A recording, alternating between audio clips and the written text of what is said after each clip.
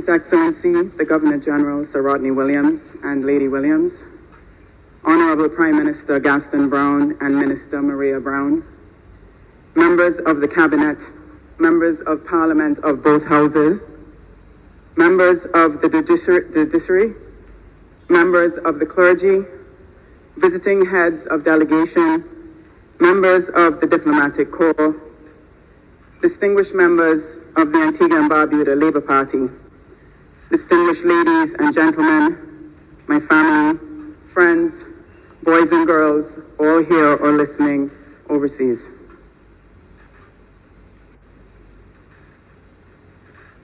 There was a young boy who reveled in the freedom allowed running barefoot through the streets and playfields of the Ovals and Otters section of St. John's here in his beloved Antigua and Barbuda.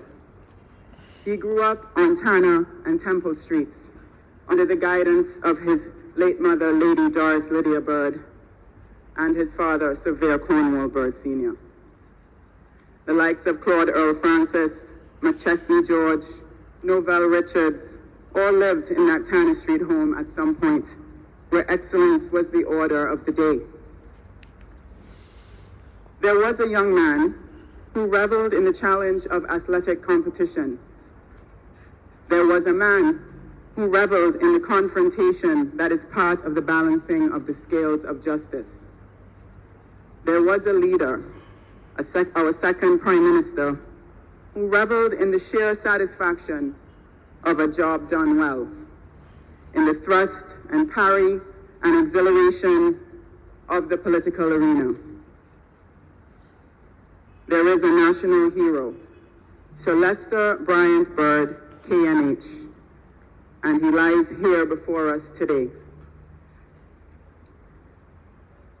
It is a challenge to eulogize any man, to capture not just the dates and facts and accomplishments of their lives, but also their personal sorrows and their joys, their times of reflection, the characteristics that bring light to the absolute essence of the person. To do this for such a giant in our history, who empowered a nation to catch his vision and to live their dream, is even more of a Herculean challenge. Sorrow fills our hearts at this sad moment, a sorrow that is deep and extremely personal. My father has silently closed the door of life and departed from us. Our lives will be empty in the areas that he had created and brightened for us. After months of working abroad, I followed my gut instinct and returned home to visit, even though I had left not more than 2 months before.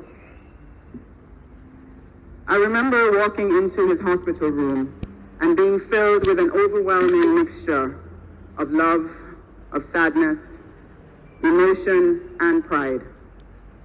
He smiled and tightly held my hand for most of my visit. It was profoundly heartbreaking. It brought me to the verge of tears and beyond, when my thoughts automatically flashed back to the picture of the man I grew up knowing as my rock.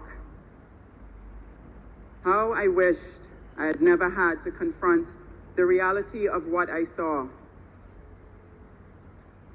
Albert Einstein said, "The value of a man should be seen in what he gives and not in what he is able to receive." In one word, my father was a man who gave. He was ingenious and gave much to his work, to his country, to his friends, and to his family. That is why, ladies and gentlemen, as we gather here to say goodbye to him, I would like not to speak in mourning of his death, but to speak in celebration of his life. Here was a life destined to demand notice, a life that exemplified brilliance. Sir Lester Brilliant Bryant Bird, as many referred to him. A life that inspired emulation a life that burned bright, so that the paths of others were illuminated along their way. My father was a strategic thinker, a visionary who was brilliant, innovative, and creative. As such, he contributed much to the development of this nation through his work and subsequent leadership of the Antigua Labour Party. He always led with humility and service. It was always about the people. He started in New York City, giving of his time and effort through social work, and followed on as one of the founding members and lifetime honoree of the Rotary Club of Antigua in 1972, whose motto proudly is service above self. His abiding interest in these areas are evident in such decisions made like the insistence of the creation of the Ministry of Social Transformation, Social and Community Services, with an emphasis on combating poverty, enhancing equality, and improving the standard of living for all citizens in Antigua and Barbuda. Service, excellence, and generosity of spirit were his guides. He selflessly gave of his knowledge, his expertise, his skills, and many a time the last dollar in his pocket or even the shirt off his back. Our father was driven and passionate about developing the economy and improving the standard of living within our country. He had learned much from his years of living in and exposure to the cultures of the United States of America and of the United Kingdom. He was deeply concerned with the development and improvement of the Caribbean at large through the Organization of Eastern Caribbean States, the OECS, and CARICOM, the Caribbean Community. He was a driving force behind the establishment of the OECS, which led to the signing of the Treaty of Bastille, and he became its first chairman, despite being a deputy premier in 1981, before the independence of Antigua and Barbuda. He chaired CARICOM since his father, the then Prime Minister, the late Vere Cornwall Byrd Sr., devolved authority to him. He was a notably acknowledged regionalist and integrationist. He was very keen to initiate discussions that held a promise that was positive for Antigua and Barbuda. He initiated and implemented much in the local, regional, and international arenas during the 18 years that he was leader of the Antigua and Barbuda Labour Party. For example, he introduced the education levy in 1994 that has become a model put forward by the World Bank for other states. He introduced the Antigua and Barbuda International Institute of Technology, ABIT, in 1997. For the past 25 years, the ABIT has taught computer systems and programming to our youth. He introduced offshore gaming that generated thousands of well-paying jobs until it was attacked by our neighbor to the north. The World Trade Organization, the WTO, has declared the attack unjust. He conceived of a University of Antigua and Barbuda, fulfilled by his successor, at 5 Islands. He provided more housing lands to the people of Rural East, such that the number of homeowners in his constituency more than doubled. The esteemed speakers before me and after me have and will espouse on the many accolades and accomplishments for which my father has been recognized.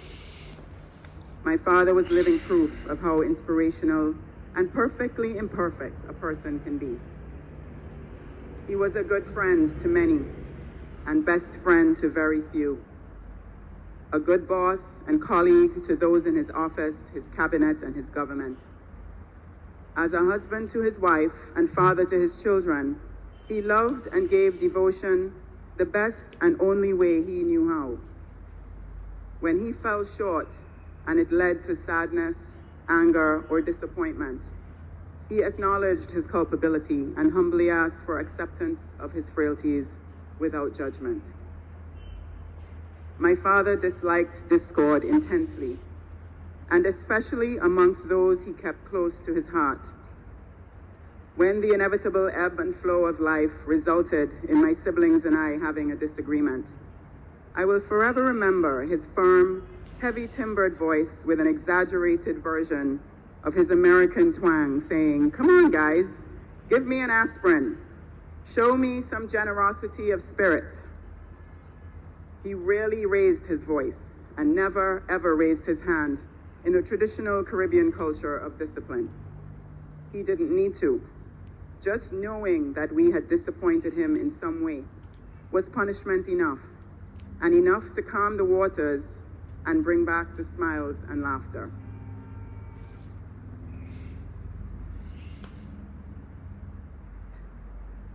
Given the scope of his life and his accomplishments, the admiration and respect that he so rightfully deserved, it's tempting, I think, to remember my father as an icon, smiling and jovial, detached from the shenanigans of lesser men. But he himself would strongly resist such a colorless description. Instead, Dad insisted on sharing with us his doubts and his fears, his miscalculations and fallibility, along with his victories.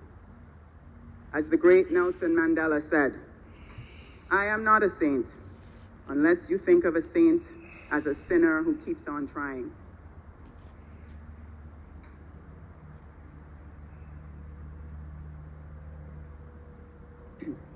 The character of the life he lived might be summed up in a few words. He was sincere. He was earnest. He was loyal. He believed in peace, in love, and in hope. He was dedicated to everyone and everything that held meaning to him and a place in his heart. He had a deep respect for intellectual prowess.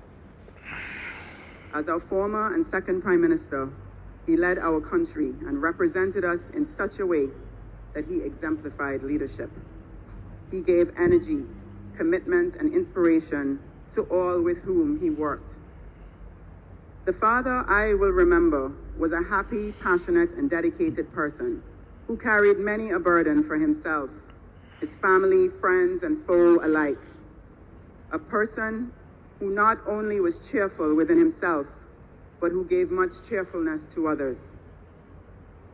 Self-deprecating, one of his best qualities, was his ability to laugh at himself and find the positive in the most unjust and devastating of times. When betrayed personally or politically, he forgave. Over and over again, he would forgive. And over again, he would remind us that tolerance and understanding must flourish and grow. He reminded us that in politics, forgiveness and numbers matter. He had a most charismatic personality, a beautiful, huge smile, a booming laugh that brightened even your most challenging day, a delightfully unbalanced sense of humor, and a gentle, empathetic demeanor. He was truly deserving of one of his favorite nicknames given to him by his constituents of St. John's Rural East, the constituents that he fought for and loved so much, and were so much a reason for his political being, which caused them to name him the Gentle Giant, and he will be their very special giant malt for all time.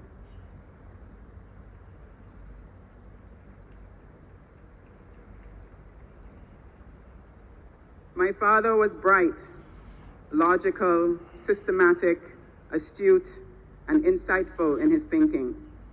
He was always willing to share his ideas and information. He was passionately interested in matters that positively affected humanity and would advise us on luminaries that inspired him, from the likes of the Dalai Lama to the Guyanese poet and political activist Martin Carter. In his career, both as a lawyer and a politician, he worked with passion, integrity, and energy. By his death, all the people who knew him, and many who didn't, now know they are missing a highly intelligent, big-hearted, vibrant individual with a rare friendliness and charm of personality. My father was a genuinely warm and wonderful individual, one we will miss greatly. Our sorrow is lessened only slightly with the comforting thought that we had the privilege to know him, and his insight has helped us, particularly in recent times, to understand and appreciate the value in forging a stronger, more loyal and loving family unit. Life is but a stopping place, a pause in what's to be, a resting place along the road to sweet eternity. We all have different journeys, different paths along the way. We all were meant to learn some things, but never meant to stay.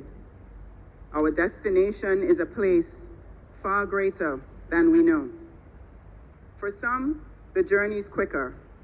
For some, the journey is slow. And when the journey finally ends, we will make that great step forward and find an everlasting peace as our special reward. When you say goodbye to a parent, you lose an identity, a place in the world. When the people who put you on this earth are no longer there, it changes everything. However, it is better to have loved and lost than never to have loved at all. And the price of that love is grief. And grief is the price of that love. The stronger the love, the stronger the grief. To all who mourn, please believe that my family's hearts and prayers are with you at this most difficult time for all of us. We will never see the likes of a Celesta bird again. But let me say this to my peers and to the younger upcoming generation. Let me make it pellucidly clear.